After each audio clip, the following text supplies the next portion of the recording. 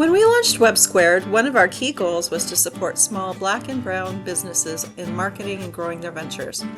Over time, that mission has evolved into something even more powerful, amplifying the voices and stories of the entrepreneurs we work with.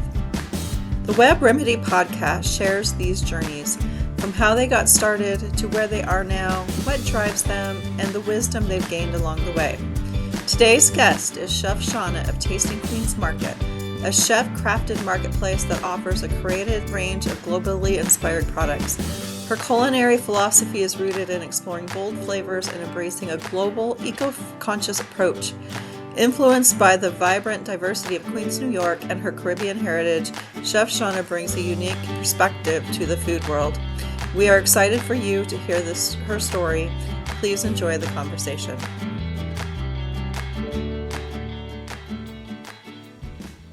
Hey everyone, this is Rennie Orr from Web Squared, Associate Director and Podcast Enthusiast, and your editor and producer of the Web Remedy podcast. And today I'm super excited because I have a special guest with us, one of Web Squared's entrepreneurs. We've known her for a few years now. We've been working with her. We've bought her products. We've been to her tea room. We're really super excited to bring you Chef Shauna from the Tasting Queens Market to talk to us about her business and the inspiration behind tasty chef-crafted recipes and sauces inspired from Jamaica. Is that right? Guyana. Okay. Sorry about that.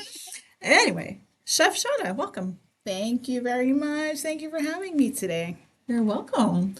As we begin, I would love to hear more about your journey as an entrepreneur and how you came up with Tasting Queens Market. The entrepreneur part, I feel like it's in my DNA. Most of my family are entrepreneurs. And the other thing is too, I feel like it's also very common in the Caribbean. And across the African diaspora for people to be entrepreneurs and to find their own way. So most of my cousins have their own business. I grew up, my grandfather had his own business, my uncles, except my mom has 10 brothers. So all of them except one. My dad's siblings, also 10 siblings, all of them except two are all entrepreneurs. So I feel like that's just been like in my DNA, and so it's like a rite of passage almost. But Tasting Queens Market started because of my love of food. And I remembered reading an article back in the early 2000s in the New York Times about Queens being the most diverse place on the globe. And immediately my mind went to, if they're the most representations of countries, cultures, in Queens, and I'm in Queens, I can imagine how much food I could find in Queens from these cultures. And so I went on a quest for about 7 years, exploring all of the culturally diverse foods in Queens. And I started eating the countries, literally. I would visit an ethnic restaurant from a country and tick it off the list of countries just to see how many I could find. And I found a lot. And when I would write about my experiences, people would always ask, oh, well, how do you make that? And then I started to think, yeah, that's a really good thing. So I started to incorporate recipe development in my blog. And every 4 restaurants I'd review, I'd let my readers choose which is their favorite dish, and then I'd recreate that recipe for them so that they can also make it. And so it started like that, and then I started to add my Caribbean influences into the recipes, kind of like make them fusion. And so I developed sauces and spices and different things that I was using in my everyday cooking, and that's how it grew. It just grew out of the love of eating. Well, but you always talk about exploring new flavors and embracing a global approach to the journey. And you just explained about trying all these ethnic foods and stuff. What is your approach to offering fresh new takes on farm to table, perhaps? Is that a philosophy you share? And how do you go about finding those farms that you want to work with? Yeah, in New York, in the mid 2000s, there, the farm to table buzz was all ablaze. And it was hard to do that in that setting. But then I moved here, and there are farms absolutely everywhere. And it was like being in a different world. And it's almost like chef's playground almost because, I remember having to take, a bus and two trains to get to the local farmers market. For me was Union Square Farmers Market. So it would take me well over an hour, so it wasn't like something that was easy to do to incorporate before. But here, the farmers markets are everywhere. The farmers, I live, I don't know, point 0.2 of a mile away from the closest farm. And so I made it a point to, if I can access fresh, then I will. And then what can I access? And then I saw that it was a variety of things. And then also, North Carolina has an extensive growing season. So when I'm used to not only be able to get kind of like tropical or certain kinds of produce a very short time, here it's extended. So I kind of just tapped into that and started to make a couple of friends who are growers. And that has really just helped me to incorporate all of the fresh ingredients, also the herbs, learning about growing processes, learning about new innovative ways to bring healthy things to the table. And so I think that's how I started kind of like meshing my idea of fresh food, which I grew up with anyway in the Caribbean, right?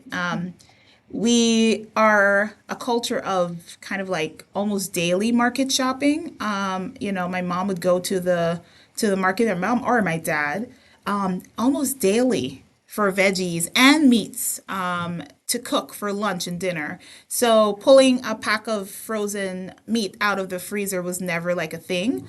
And that also has to do with economically as well. We weren't able to like stockpile packs of meat and stuff. It was my dad got paid. And then we'd go out and you bought, the beef for tonight's dinner. And so it allowed me to tap back into that. And I think something came alive because I left the Caribbean when I was young. But I think something just connected with that. And so it just felt right. Yeah. So you emphasize products that are carefully curated and sourced from the best local growers. Do you have any shout outs to any particular growers Oh my gosh. that you Absolutely. work with? Absolutely. So all of our peppers for our hot sauces and dried peppers for our jerk seasonings and Ethiopian spice rubs and so all of our peppers come from Heartsong Farm. And then we get a lot of our veggies and herbs like our plantain. We get milky oats. Some of the things we use for medicinal herbs, we get those from In Good Heart Farm. We also used Good Seeds Farm and Petite Produce for our catering events for microgreens and edible flowers. Zephyr Farm also has helped us with produce for typically our kimchi. So we'll get radishes from them, napa from them, carrots also. Granite Springs Farm, we use their okra in our gumbo seasoning, which is a complete thing. There's dried okra in there. Also, we get baby ginger from them. Yeah, so we work with a lot of local farms. Also, some for food events. We do Gary Thomas Farms that's in Sanford. He has this amazing kind of like a $10 box and it's usually filled with beautiful sweet peppers. And so for me, it's like a mystery box. It's kind of like, ooh, what do I get in there? Actually, we have a event coming up this Friday, and I'm gonna go pick up a few of those boxes, and that's how I'm gonna decide what I'm making for dinner. So it's like a chopped vegetable box, I think. Yeah. So a lot So of it's kind of farms. like luck of the draw with that particular farmer, huh? Yes, it is. Yeah, it is kind of like let's see what he's put together in the box. But it's always really fresh, very good produce. So that means you must foster innovation and creativity as part of your total package. Yeah. Do you have any like philosophy on innovation? I don't know if I have a philosophy on it. I think I just know how I approach it.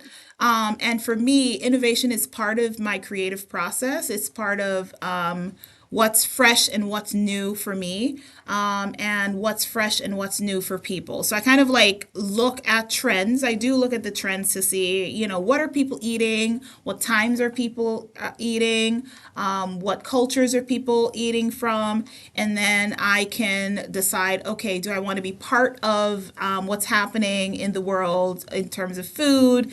How can I promote that where I am? Because generally, when I'm looking at, what people are eating, it's usually, obviously, those studies are done in larger cities, in more diverse populations than I live in currently. So it's always, how do I bring that to my small town? How do I bring bigger flavors, more excitement to the way people eat where I am? So my approach to innovation is kind of like bringing what's happening globally and bringing it to Sanford and to Pittsburgh and to Siler and just the communities around me. How do I bring all of that here? And so that's my approach when I think innovation.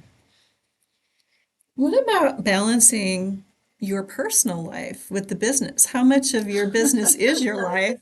And do you have a work-life balance? Personal life. What's that? Um, I don't think I've achieved work-life balance as yet. I think at the beginning it was better, but as the business grew, it's like a growing child who always needs something, and it doesn't matter what time of day it is. The child could be sick, meaning that there's an issue with your business, and it could be, late at night. There's a customer service issue. There is a website issue. There's, like right now, we have plumbing issues in our building, and, there's always something, some fire to put out. So I don't think I've achieved work-life balance. If you listen to my son, I definitely have not. But I do try to carve time out to make time for my family as much as I can, and also feed the beast. It's a fun beast, but it is a beast. It does take a lot of time. So I don't think I've achieved that yet. So that's me being real on that front. Are you able to prioritize self-care? I try to. It's not something that's consistent. I wish I could do it more often. And when I say self-care, I try not to think of self-care as like, oh, I'm gonna go get my nails done, or oh, I'm gonna go get a massage. I think self-care can be a nap. Self-care can be talking to a friend. You know, self-care can be many things. It can be taking care of your mental health, or just something that you recognize that's not work related, and taking care of that. So I do try to do those things. I have started like reading a book that I like, and it's taken me forever to read said book. But when I get a moment, I try to sit and read my book, or I just try to listen to music. And so now I'm putting self care in like smaller increments, because I feel like if I try to do a big thing, like I'm gonna take a day, that becomes, oh, I can't. I don't know when I'm gonna have a full day to just do, nothing.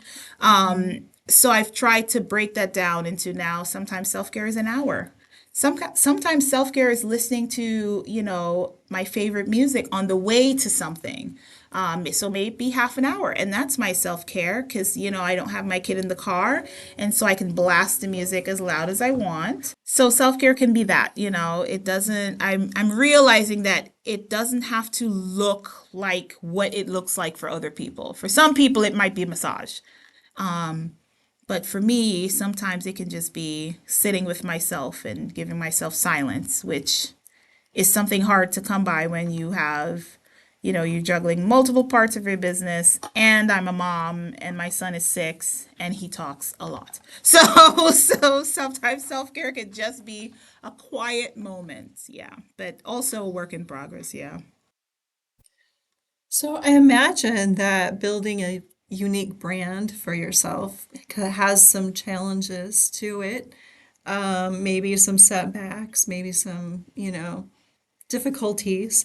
Do you feel comfortable sharing a time when you had to pivot a business strategy for one reason or other? And maybe what are some mindset strategies you use not to get discouraged, but to keep going? Yeah, oh, I've had to pivot a lot. I've had to pivot a lot. And it's the one thing that is hard for you to do, I think, the first time, and harder for you to do the second time. There are things that are easier for you to do as you go along, but I feel like as you're more invested in your business and you're invested in a particular concept, it's hard for you to let go of where you think the business should be going, when you realize that, I think I have to adjust here, and it's really hard to do. But I'll talk about the first pivot for me was when I first started this business. It was 100% Caribbean focused. So I was making, my goal was to make Caribbean style foods accessible to more people, and to lessen the time people took to make those traditional foods. Because generally,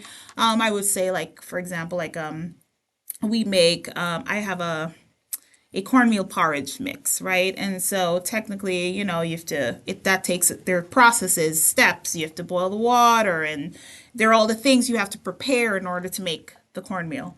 And so I create a mix with everything in it, where you just put the water on, you put the cornmeal in, you whisk it with a whisk, and in 10 minutes it's done. I've done that for a lot of our cultural cuisines, and my focus was specifically on bringing that to people who were either Caribbean or very familiar with Caribbean food, who would want to make their food easier. Until I realized that narrow focus was not working, and I was doing all of our really traditional foods and spices and hot sauces, and I realized that that was my customer base. I wanted my fellow Caribbean people to be my customer base, but based on tradition, they were not. They wanted to take 2 hours to make Sunday soup. They wanted to do things the traditional way. So they weren't my customer. And then I had to ask myself, okay, well, if they're not my customer, who is my customer? And I had to change. I had to pivot, and I realized that my customer base are the people around me. And in my mind, at first that didn't make sense. I live in a small town. How could my customer be, like, how am I gonna sustain the business? How am I gonna make money if the pool is so small? But by focusing on my new environment, embracing my new environment, embracing the fact that I had to ask myself, what can I bring to the area that I'm in? And that was that innovation. That was that new flavor. That was that new approach to food. And people were looking for things that were exciting. And here I was now with an opportunity to provide it. But that took a lot for me, mentally, to say, hey, this is not working. Because I feel like a lot of times when we have to pivot in business, we feel like we failed. And it's hard to reconcile that changing your direction, or changing your focus does not mean you failed. It just means that you're at a fork of the road and you're choosing now to go right or go left. Or if you choose not to move at all, you stay stagnant and you wouldn't grow. So in order to keep moving, you have to make a choice. And so I think the mindset shift is, for me, is always reminding myself that I'm not failing. This is not a failure. This is me making the necessary adjustments in order to grow. Yeah, the term failure is very subjective, and it doesn't take into account just our natural environment. That if we can change our mindset from success versus failure into experimentation and implementation, Yeah. this experiment didn't work, or maybe it didn't have the results we wanted. It's not that I failed. It's just that I have to tweak that experiment. Yeah. And we can go into experimenting with curiosity rather than apprehension. And the Mhm. apprehension comes when we're thinking we're going to do it wrong, where curiosity and experimentation is that process of like, what's going to happen next? And Mhm. then how do I adjust from that result?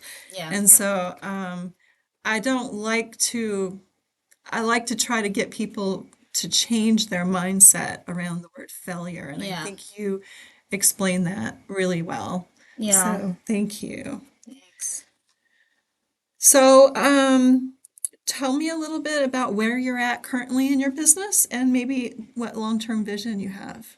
Currently there's a lot going on, but we have the Tasting Queens Market Gourmet Market physical location, and that's where you're gonna find my spices, teas, hot sauces, and many other things, dried mixes, soup mixes, rice mixes. But we also carry 17 other local products from 17 other local makers and artisans in this store.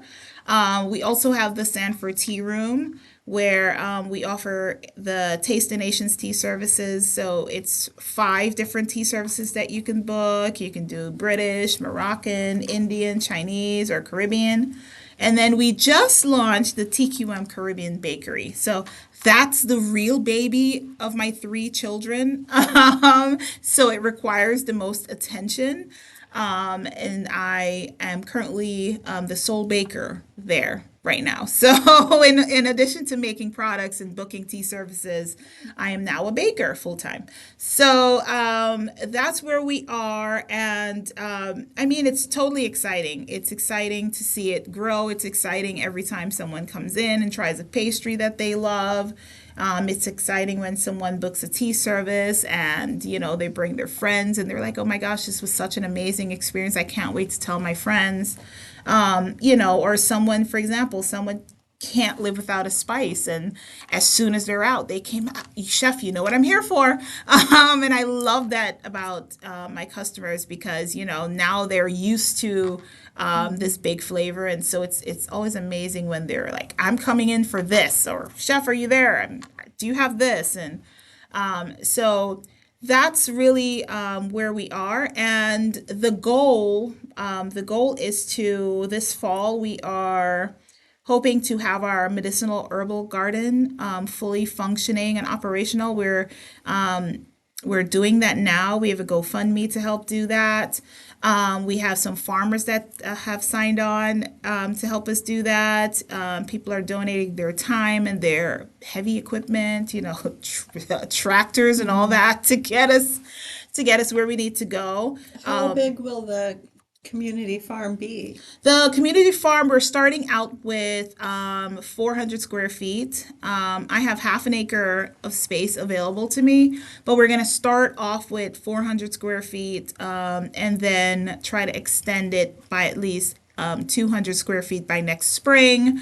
And hopefully this summer it's double and it'll be 800 square feet. But we're going to start with conservatively because we have measured out the soil and the gravel and all the things we need, and with our limited budget we are cautiously optimistic that we can get the 400 square feet, and we're doing all raised beds that are accessible. So the beds are custom, which is taking some time to do and pay for, because I want anybody to be able to come to the market, and a lot of my customers are elderly people. And so I want you to be able to sit at a bed because they want to help. And I don't want to tell someone, oh, I'm sorry, you're going to have to get on your hands and knees to pull weeds, right? That's just not practical. And I feel like I don't want anyone to be excluded. And so I want, if you are in a wheelchair, you should be able to sit at a bed, and you should be able to snip herbs or pull weeds if you want to help, or have a watering can in your hand and still water or smell a flower. So all of our beds are going to be raised between 2.5 to 3 feet off the ground to make it accessible, kind of like table height, to make it accessible for people to sit and garden. What kind of things are you going to plant? So we're growing everything from plantain, lemongrass, lavender, basil, mint, various mints, catnip. We're gonna grow mullein and stevia and oh gosh, it's a very long list. Wow. But we're growing also medicinal flowers, so calendula and chamomile, Mm. rose. All everything that we're growing in the garden is edible, and it's also medicinal. So you can use them Mhm. for teas, or you can use them culinary wise, like oregano. Oregano is amazing for coughs and colds, and for your gut health. But it's great in a pasta sauce. So you should be able to cook with it or make it into a tea or a tincture. So that's the goal. If you could have any celebrity endorse your business, who would it be and why? If I could, ooh, that's a really good question. I think if I could have any celebrity, it would probably be Chef Jose Garces. Because he is, to me, in my head, he's doing the work that I would like to do someday, and hopefully that's sooner. He is a ethical chef who is pretty much addressing world hunger one bowl at a time, one community at a time, one kitchen at a time. And he does it with fresh food. He does it with partnerships to farms. He does it with partnerships to obviously other larger companies, but he works with fresh growers to make food accessible. And whenever like there's a crisis or something, you're gonna see him and his team there, and they're just feeding people. And for me, food is love. And so the way we can show love if we have the artistry of cooking is to share food and to make food accessible to people, especially people in need. So I have a very, very big passion for the elderly, because it's hard for me to see people who have lived a full life, and then at the end, the golden parts of your life where you should just be relaxing, you're worried about food, you're worried about where your meals are coming from. And so I would love, love, love to have a kind of like a meal share program for elderly folks. That's something that I want to do. But yeah, if Chef Jose said you're doing a good job, I think the floor would open up and I would just yeah. So, what advice would you give to somebody who's equally passionate about food, sustainability, and community, and they're starting entrepreneur journey? I would say, well, first, I think my advice would depend on where in the world they are, because there are easier ways to do this in different places. It's harder if you're in a urban environment. Obviously, space is an issue, accessibility to farms is an issue. But my advice is start where you are, and let your passion lead you. And yeah, just you got to start, and that's the thing. I feel like a lot of times we get in our heads about things, and we make things bigger than they need to be. I know because I do it. And I was just talking to someone else the other day, and I was telling her about this African saying that was said by Desmond Tutu, and I'm like, listen, I heard about this and I'm sharing it with you. And this, he said, and I'm going to paraphrase, how do you eat an elephant, right? It's a whole elephant. It's one bite at a time, right? You have to start somewhere, and you have to start, it might be small, it's a little chump. You're going to be scared to bite the elephant, right? What if he kicks you? I don't know. But you have to start somewhere. And I would say start wherever you are and let your passion, like whatever is burning in your soul, listen to that and let that feed you. And don't necessarily let someone else carve out.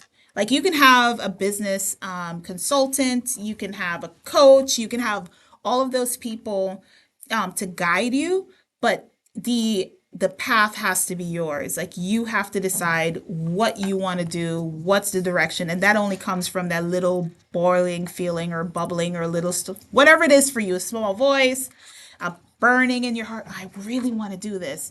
but just do it. Just start. Yeah, we have this one life, and none of us know how many days we're given. And you have to live, right? You just have to live your life. You have to do things. And there's this other thing that I believe that it's almost arrogant to not to plan for tomorrow, but to expect that you'll be able or you'll be offered the opportunity to do all the things tomorrow. So you kind of just have to live today, start today, do what you can today. And then when tomorrow comes, you live tomorrow, you do what you can tomorrow, and you move on. But you just got to start, just jump in. Well, speaking of jumping in, do you have any events coming up that you'd like to plug? Oh, absolutely. There's always an event.